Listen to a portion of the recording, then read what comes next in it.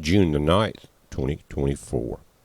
Guys, you're looking at satellite images of the northern hemisphere on our side of the planet. As the sun rises, it's almost reached the Pacific Ocean. If you notice, it's 8:27 a.m. as I'm doing this video. That's Central Time here in Mississippi.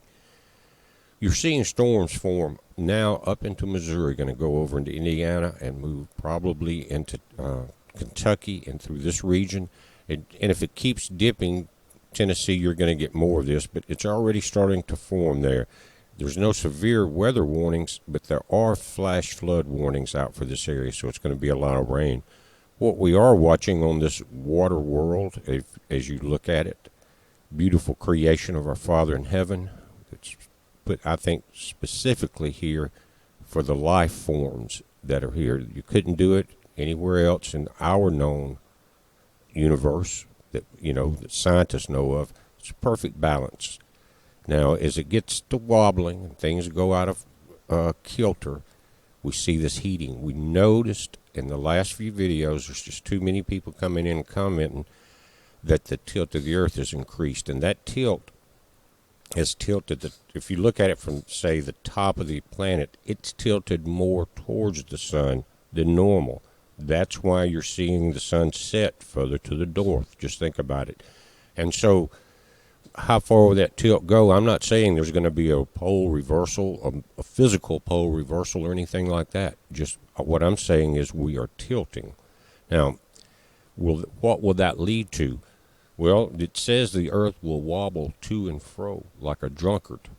And we were looking at possibilities yesterday. We're talking about Iceland has a major volcano that's erupting now, so those large lava tubes are full.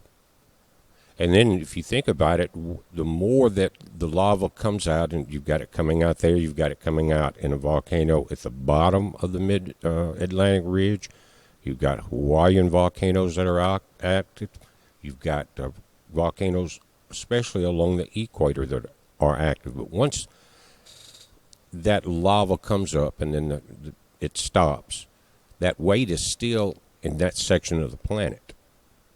And even if the lava tube cools back down, it has left weight that has come from the inside the planet to the outer surfaces of this rotating ball and creating wobble. Again, some scientists say it's also because that as we heat up, more and more of the ice caps melt, and that distributes the weight a little differently. Instead of being right on top, say, for the Arctic, and you start melting that Arctic ice sheet some down, a lot of icebergs, guys, have broken up as we heat up. It's a natural thing. Man didn't cause this. This is caused by the sun and the Earth's reaction with each other. But they're saying that balance from the Arctic and the Antarctic, as the Earth warms and the oceans start to rise slightly, that weight is, again, creating a wobble. Now, let's get back to what we're dealing with right now, and that is the Caribbean is warming up very quickly here in the center of your video.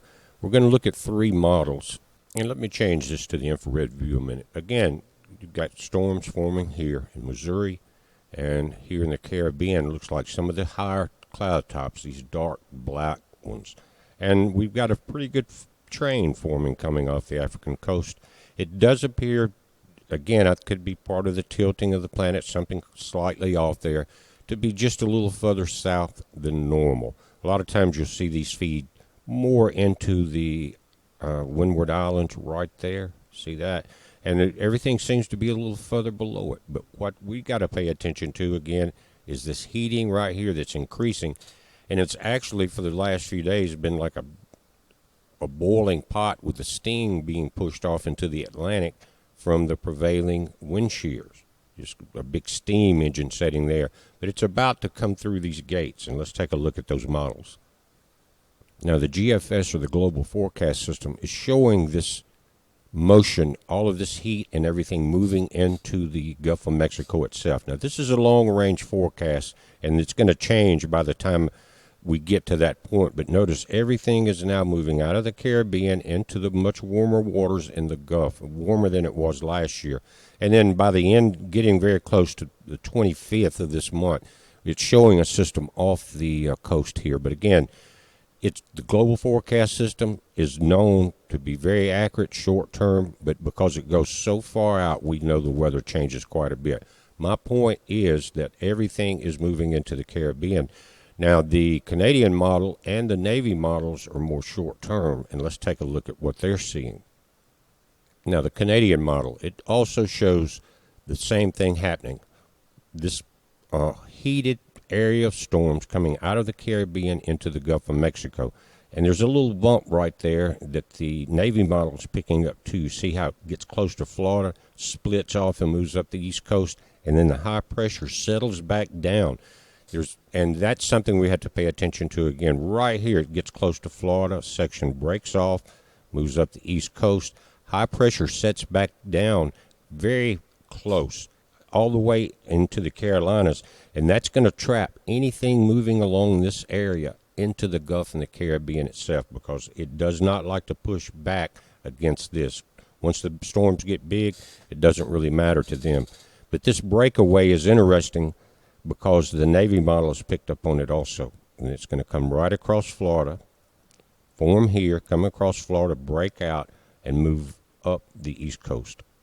Now to the Navy model, guys, and what it's showing is the effects of the high pressure are regulating the storm. Again, it approaches Florida, the low pressure system does, skates across it, and back into the Atlantic, and then is forming off the Georgia, South Carolina coast right there. But notice what's happening. This high pressure is pushed it back into land, unlike the Canadian model that shows this system moving up the Atlantic. So the high pressure is a major player this time of the year, especially with we're already supposed to be at 103 real feel here in central Mississippi today, and we're not quite into the hottest parts of the year.